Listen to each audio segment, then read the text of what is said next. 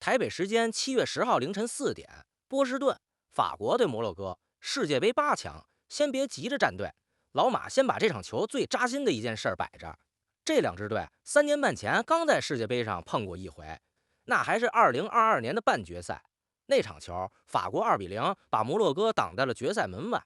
而摩洛哥那一届是头一支杀进世界杯4强的非洲球队，也是头一支进4强的阿拉伯球队，一路把西班牙、葡萄牙全淘汰了。最后就差那一步，3年半过去，同样这两支队又撞上了，只不过这回不在半决赛，是提前到了8强。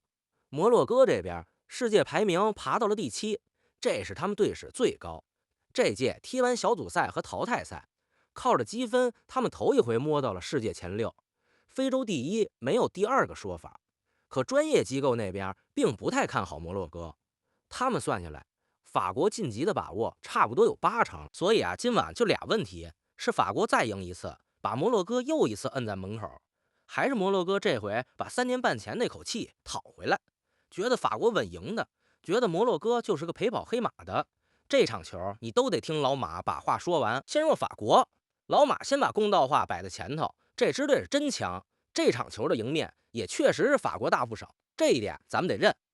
2018年世界杯冠军，2022年亚军，就差点球输给阿根廷，世界排名第3。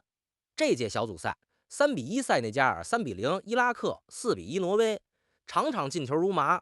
淘汰赛又3-0横扫瑞典，5场全胜，一共进了14个球，只丢2个。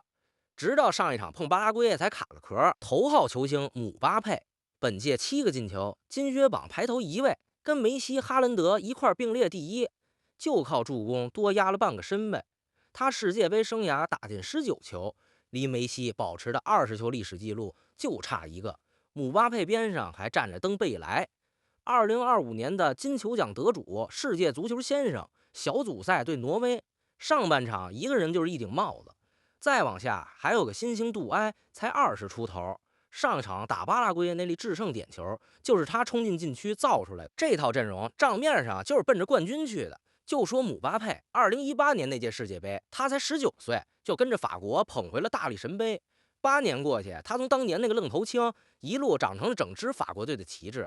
眼下正当打之年，你摩洛哥想在这场球里摁住他，可不是件轻松的活。老实讲，法国这支队你很难挑出什么明显的短板。前场有姆巴佩登贝莱，中场硬朗，后防这届淘汰赛连着2场零封，是那种6边形快拉满的队。可这场球有几个地方对法国不算好消息。上一轮打巴拉圭，法国闷了整整70分钟没踢开，最后靠一个点球1-0过的关。那天费城天气闷热，巴拉圭铁了心摆大巴，法国就是啃不动，硬拖到点球才拿下，这就漏了个点儿。法国火力是猛，可一旦对手咬牙防守，把节奏拖慢，法国也会卡壳。盘口那边也递了信号，这场大小球开在2.5个，庄家更看好小球，就是觉得进球不会多。真要是一场1-0、0-0拖到最后的球，往往对防守的一方更有利。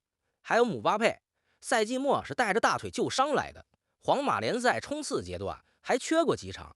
当然，人家这届踢进7个球，状态明摆着回来了。可这种高强度的淘汰赛，一场接一场，体能这门仗谁都躲不过。再说一句公道话，法国阵容是豪华，可豪华不等于保险。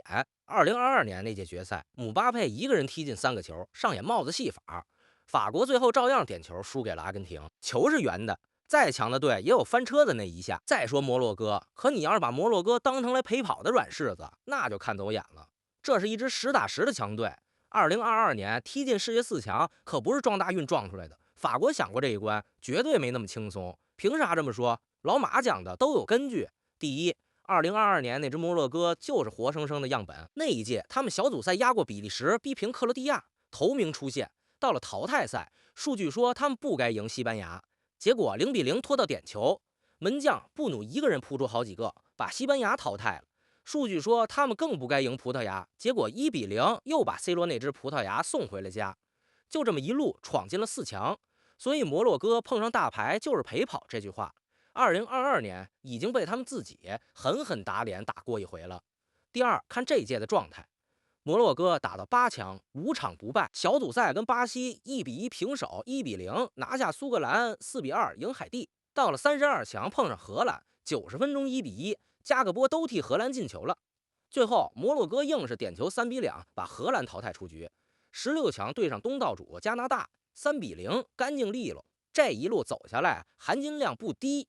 而且这支摩洛哥的路子很清楚，防守铁血，反击要命，谁想从他们身上占便宜，都得掉层皮。第三，这不是靠一个人撑的队。奥纳西2022年一脚出球就惊艳了世界杯，连巴萨名帅哈维都公开夸过他。上一场对加拿大，他一个人又是梅开2度。拉希米在阿联酋联赛是出了名的射手，亚冠还拿过金靴。这届好几场都有他的进球。还有布拉西姆迪亚斯，皇马的攻击手，今年非洲杯5场打进5个球，拿了金靴，这是他头一届世界杯。中场有阿姆拉巴特这台发动机，门将还是2022年那个老熟人布努，这是一整套体系，不是单打独斗。第四，有件事儿你可能还不知道，摩洛哥这届是换了新帅的。2022年带队进4强的功勋主帅雷格拉吉，今年3月下课了，接手的教练叫瓦赫比，比利时出生，49岁。去年刚带着摩洛哥的青年队拿了世青赛冠军，决赛2-0赢的还是阿根廷。新帅上来大刀阔斧，连2022年半决赛头球绝杀葡萄牙的功臣恩内斯里都没带进这届的名单，就这么换血，摩洛哥照样杀进了8强。这队的底子你不服不行。第五，队长哈基米，这哥们儿赛季中受过伤，缺阵了1个多月，可赶在世界杯前伤愈了。欧冠决赛帮巴黎2-0赢阿森纳，拿下队史2连冠，整整踢满了120分钟，连着2年拿欧冠。他是当今世界最好的右后卫之一，状态在，人也在，8强能上。还有一层你别忽略了，摩洛哥这些年早就不只是摩洛哥自己的球队了，整个非洲，整个阿拉伯世界都把希望压在他们身上。2022年他们进4强那阵子，从北非到中东，一条街一条街的庆祝，这份分量背在身上，是压力也是劲儿。还有事儿挺打动人的，摩洛哥这批人好多都不是在摩洛哥本土长大的。队长哈基米出生在西班牙马德里，从小在皇马的青训营里踢球。布拉西姆迪亚斯也是在西班牙长大的，本来够资格代表西班牙国家队。还有好几个主力从小是在荷兰、法国、比利时的球场上摸爬滚打出来的。他们本可以选别的国家队，可到头来一个个都回来穿上了摩洛哥的球衣。这支队是一整代散在欧洲各地的摩洛哥孩子攒到一块凑成的，这也是为啥他们踢起来那么齐心，那么有股子劲儿。说到这儿，绕不开2022年那场半决赛，那场球其实憋屈，开场才第5分钟，法国的特奥埃尔南德斯一个凌空抽射，球从门将布努身边穿了过去，1-0。摩洛哥这边全场往上压，机会不是没有，就是差最后那一脚，始终没能把球捅进去。拖到第79分钟，替补上来的科洛穆阿尼补了一脚，2-0。这场球就这么没了。那届世界杯，摩洛哥最后拿了第4名，季军战输给了克罗地亚。可就算这样，他们也已经把历史给改写了。那一场摩洛哥踢的其实不赖，就是临门那一脚差了点意思，活活被卡在了门口。这口气摩洛哥憋了3年半。今晚站在球场上这批人，好几个都是从那场球里走出来的，心里那根刺儿还扎着呢。而且这2支队球员之间熟得很，同一个联赛，甚至同一支俱乐部里，好多都当过队友。可越是熟人狭路相逢，越较劲，谁都不想输，尤其不想输给那个知根知底的老朋友。唠到这儿正好过半，喜欢老马这么跟你掰着球的，顺手把订阅点上。接着说今晚真正的胜负手，落在几个具体的对位上。法国的快刀是姆巴佩的速度，登贝莱的突破，杜埃的灵气。反击一旦拉起来，摩洛哥的防线就得命悬一线。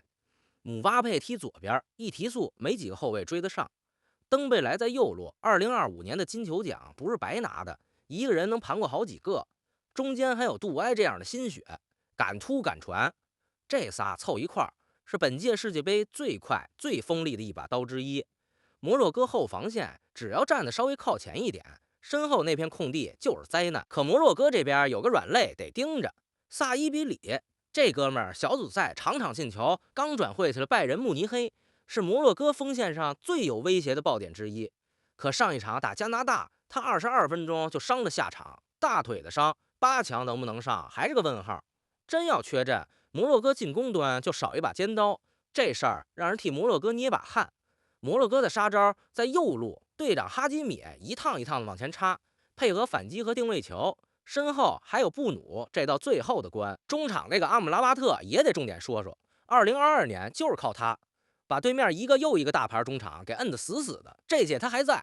摩洛哥的防守到底有多难啃？2022年就是活证据。那一届淘汰赛，他们一共就丢了一个球，还是自家后卫的乌龙送的。他们的踢法不花哨，后防线一字排开，5个人往禁区前面一杵，中场铁腰来回扫荡，逼着你在他们家门口一脚一脚的磨到你心烦，磨到你露破绽，然后一记反击就要你的命。法国这种讲究速度和空间的队，最怵的就是撞上这么一堵墙。法国要说有什么不舒服的地方，也就刚才提的那几样：怕被摩洛哥这种铁桶阵闷住，怕被拖进阵地战一点点耗，怕拖到加时和点球去拼运气。这算不上什么硬伤，可放到淘汰赛里，就是摩洛哥能做文章的地方。最有意思的是，这里头还缠着几段私人关系。摩洛哥队长哈基米是姆巴佩在巴黎的老队友，俩人好到什么程度？当年哈基米刚到巴黎，法语不利索，是会西班牙语的姆巴佩天天带着他。后来姆巴佩转会去了皇马，哈基米留在了巴黎，可这份交情一直在。更巧的是，摩洛哥另一个主力布拉西姆迪亚斯，现在就是姆巴佩在皇马的现役队友。这场球，姆巴佩要面对的，一边是巴黎的旧兄弟，一边是皇马的现队友。球场上是对手，更衣室里是兄弟。可90分钟里，谁也不会让谁。那到底谁能赢？先看博彩公司怎么算的。90分钟之内，法国赢的赔率是最低的，摩洛哥赢的赔率开到了5倍还多。要说晋级，法国的赔率压到了大概1.2级，翻成人话就是10回里头，法国大概能过7到8回。摩洛哥晋级的赔率3倍8往上，差不多2成半的机会。交易员那边的共识，法国90分钟赢球的概率6成出头。数据摆这儿，法国是热门，这没跑。可老马也得说句实在话，盘口这东西是把过去那么多场球的规律压成了一个数字，他算的是通常情况下，可淘汰赛偏偏最不讲通常。一场定生死，一次判罚，一张红牌，一脚世界波，就能把80%的概率整个掀翻。可老马提醒你一句，要是光看数据，2022年的摩洛哥就不该淘汰西班牙，更不该淘汰葡萄牙。结果这俩人家都做到了。就说这届的32强，数据也没说摩洛哥能淘汰荷兰，可加个波进了球，摩洛哥照样点球把荷兰给赢了。这届世界杯扩军到了48支队，冷门本来就比往届多，强队翻船的事儿隔几天就来这么一出。淘汰赛就这点最要命，联赛你输一场还有下一场，世界杯淘汰赛输一场就得回家收拾行李。数据再漂亮也架不住这一场里的一次意外。数据管得了10场里的8场，管不了今晚这一场。今晚这一场得踢完了才算数。那摩洛哥真要爆冷，得怎么踢？路子其实挺清楚，先用那条铁血防线把前70分钟顶住，别丢球，靠哈基米的右路反击，靠定位球偷他一个，然后布努把大门一封，把法国往他们最不想去的地方拖。加时点球，你还别说，点球真是摩洛哥的主场。2022年对西班牙那场，布努一个人扑了仨点球。这届对荷兰又是点球赢的。这门功课摩洛哥练得比谁都熟，真拖到12码上，他们不虚。当然，这条线容错率很低，法国的火力摆在那儿，摩洛哥后卫只要一次走神，一次盯人漏了，姆巴佩、登贝莱说不定就把球送进去了。这就是弱队最难的地方，你得防满90分钟，一个错都不能犯。对面呢，只要抓住一次就够了。反过来，法国的剧本很简单，趁早进球。姆巴佩、登贝莱早点把球打进去，别给摩洛哥留下拖下去的念想。90分钟之内解决战斗，别让这场球滑向加时和点球。法国最不想看到的就是踢到最后跟摩洛哥拼在12码，一场球2个考验，一个考验神经，一个考验耐心。最后说说这场球的分量，法国要是赢了，那就是连续2届世界杯把摩洛哥挡在门口。这支2018年的冠军，2022年的亚军就能继续朝着大力神杯往前冲，再进一次4强，离那个连姆巴佩都惦记了好几年的冠军更进一步。摩洛哥要是赢了，那就不光是复仇2个字，别忘了，摩洛哥2022年就已经是头一支进世界杯4强的非洲球队。这回要是再把法国掀翻，那就是非洲球队头一次连着2届世界杯都杀进4强，当面把3年半前那笔账算个清清楚楚。对整个非洲、整个阿拉伯世界来说，那又会是一个能记好多年的夜晚。这样的剧本啊，是能写进历史的。台北时间7月10号凌晨4点，波士顿吉列体育场开球。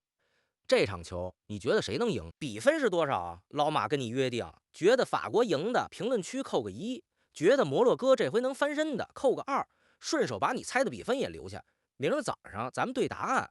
觉得老马唠的还重，订阅点一个，明早的复盘第一时间给你端上桌。我是第一次看球的老马，咱们下一场见。